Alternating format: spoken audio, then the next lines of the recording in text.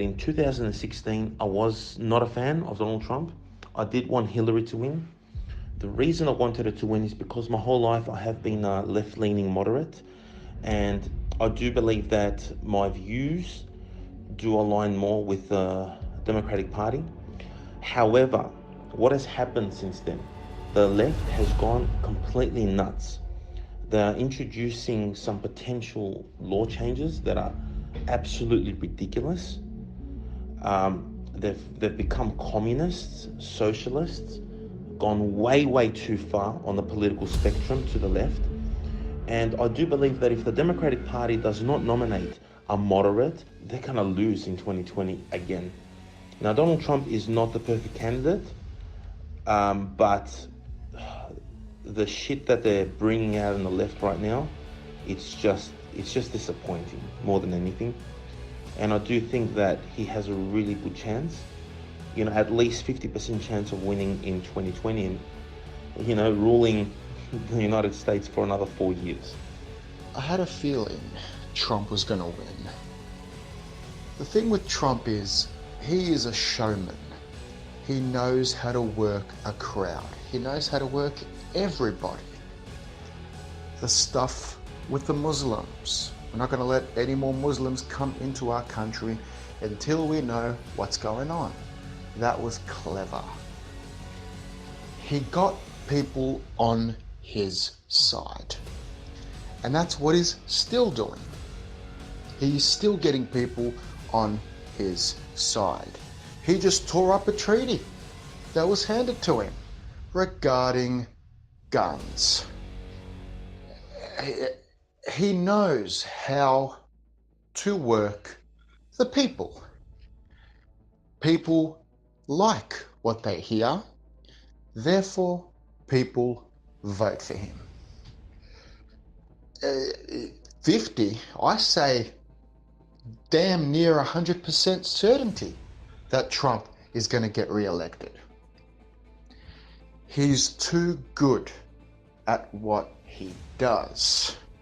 He's a mastermind of it. And that is working absolutely everybody. Now, as a president, what can Trump do as a president? Well, small business is through the roof. He's done an incredible job with that. For the economy, he is absolutely brilliant. Fabulous job. But you're always going to get haters out there that are going to say all sorts of shit against Trump. At the end of the day, all these people are snowflakes. You are right, you are. We've got this snowflake culture that has unfortunately just taken over the Western country. And everyone is a victim. Everybody feels victimized. You give an opinion and they just get offended. And this is unfortunately partly at fault, I would say definitely the left. I would say the universities. I would say, people that are far left, communists, socialists, they're simply destroying the Western culture. It's reached a point where people like myself who are in the middle, I'm starting to feel disenfranchised because people that I listen to, and I listen to people on both spectrums, left and the right, they're slowly getting banned on social media. Twitter, Facebook, YouTube, Instagram. You've got people such as Milo Yiannopoulos. For example, I don't agree with everything he has to say. I don't, but I like to listen to what he has to say. I don't agree with everything that Ben Shapiro says, but I like to listen to what he has to say. These people, they should be able to be heard. Unfortunately, the left is getting rid of this. They're getting rid of speech. They're getting rid of having a conversation. If you don't agree with the left, you're a fascist. And that has turned me into a right-leaning, if not right voter. Now, one of the reasons Trump won is because there were a lot of people in America who felt disenfranchised. And these people went out and voted for him. Usually, People feel disenfranchised with the current leaders. I'm feeling disenfranchised not because of Trump, but because of the current leaders on the left. I am sick and tired of not being able to voice my opinion, or else I'm a fascist. If I don't agree with something that the socialists have to say, I'm a fascist. It's ridiculous. You've got Antifa right now in the Western countries acting like if you don't agree with us, you're a fascist. This is why people are voting for Trump. And you're right, he's probably near 100%. If the Democrats pick somebody such as Kamala Harris or Bernie Sanders, or there's just so many of them, Beto O'Rourke, these guys are idiots. They are complete nutcases. They support things such as the New Green Deal. They support terrorists being able to vote in elections. What are we talking about here? It's gotten ridiculous. Maybe you're right. Maybe he's guaranteed to win in 2020. And you know whose fault it is? It's the left. They have gone crazy. They don't allow conversation. It's just ridiculous. The left are crazy, man. They're absolutely batshit crazy. Look, I get it. People can get offended by quite a number of things. What they have to realize is we live in reality. We do not live in fantasy. I love a good dose of Milo. He's awesome. Milo Yiannopoulos is hilarious. It goes a little bit overboard, in my opinion, but pretty much every single thing that he has said is 100% accurate. I love a good dose of Ben Shapiro. Pretty much everything he says is 100% accurate. You might have heard of this person. Yeah, you might have heard of him. He goes by the name of Jordan Peterson. And he has a very good saying, one that I live by, have always lived by. And that's, the truth is a terrible thing, but not when you compare it with falsehood. So what all these leftards need to realize is you live in a society with people who are woke, who are switched on. Then again, common sense doesn't need, for you to be that awake. It's common fucking sense. But the left have this movement going on, and it's, dare I say, unstoppable. You can't stop it. The train has started, and it's gonna go and go and go, and it ain't slowing down because of the left movement. I don't like it. I don't like it at all. Trump's going to get re-elected because of it. And I'd rather have Trump, to be honest, than to have somebody like Hillary. Peter Keller, we both know him. Great bloke, knows his shit, knows what he's talking about most of the time. He has this obsession with Trump. Oh, obsession is an understatement. This guy can't let it go. He can't let it go that Trump won. He also lost several $1,000s, how much exactly nobody knows, but he lost a fair bit of money betting against Trump for winning the presidency, so he's cut at that as well. But Peter Keller, if he had put that much passion and dedication into not being biased, into been neutral into looking at the good stuff Trump has done, as opposed to all the stuff that everyone, throws shade on him for, he'll realize that Trump is actually a lot better than many other past presidents that we've had. And I'd love to get Peter Keller on the show. I've asked him to come on the show and he has refused. So I'm open to discussing things with people. It's like you pointed out, Andreas. They do not want to have that conversation. None of them do. None of them do. Is it frustrating? Fuck yeah. Very frustrating. Because they don't shut up either.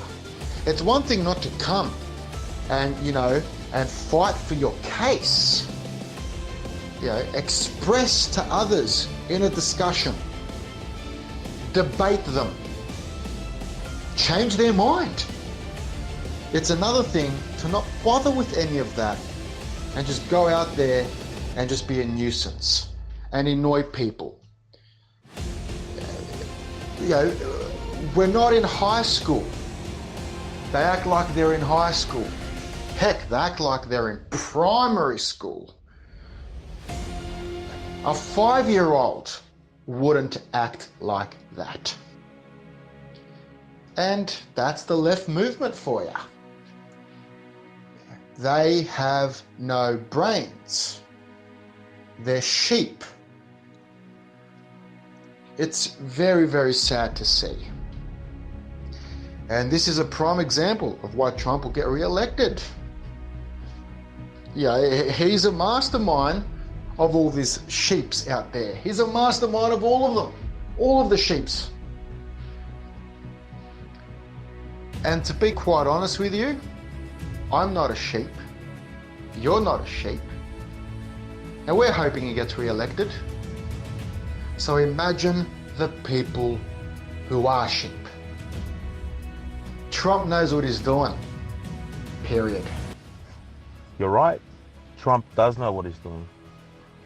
And the more we discuss it, the more I see that, in a way it'd be great if he does get re-elected. Maybe the left is going to stop being insane. A couple of things about what you said. With Jordan Peterson, I'm actually quite familiar with him. I went to his speech when he came to Melbourne a few weeks ago. I've got his book, 12 Rules for Life. I've read it 2 times. Brilliant individual. The quote of his that you mentioned, that is one of my favorite quotes too. But my favorite one of his is, in order to have an opinion, you have to risk being offensive. I want to live by that quote. I want to have the opinion. If I offend somebody, don't shout me down. Tell me what offended you. Let's discuss it. Not necessarily have a debate. Let's discuss it. Change my mind. Tell me why I'm wrong. Tell me how I can improve as a person. I've changed many opinions over the years. You can change my opinion. Do not shout me down.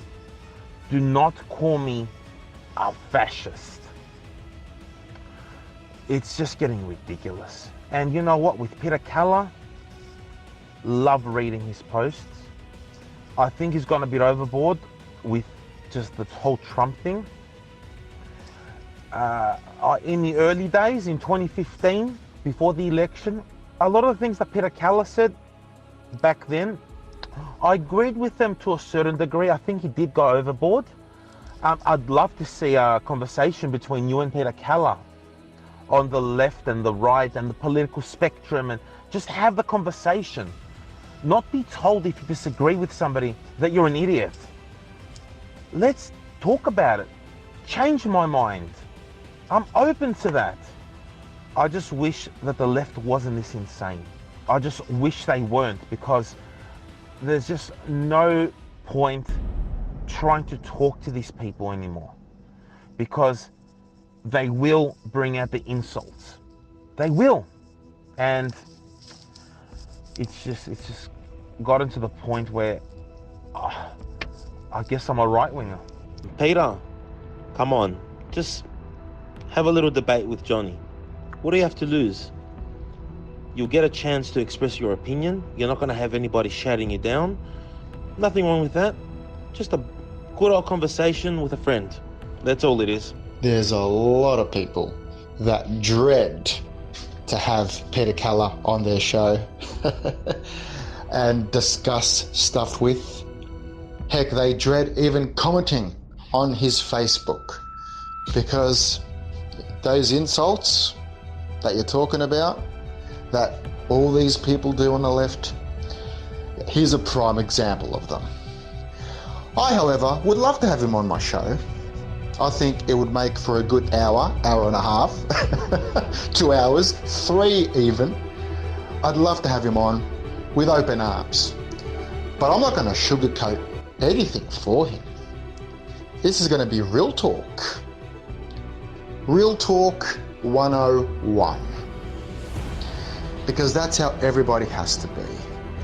And he can insult me all he wants, but yeah, he should focus more on debunking my point of view, explaining things to me, explaining where he's coming from and whether he has any merit, instead of just throwing insults. Because when anybody throws insults in a discussion, you've automatically lost, because you're not proving your case. You're just resulting to insults because you're getting frustrated because you are unable to prove your case. And that's Peter Keller in a nutshell. But I love him. He's a good guy. And Peter Keller, I know you're listening. Come on the show, buddy. Come on. It's all right. I'll go easy on you. Snowflakes, like I said. They are snowflakes. A grand majority of them, they are snowflakes.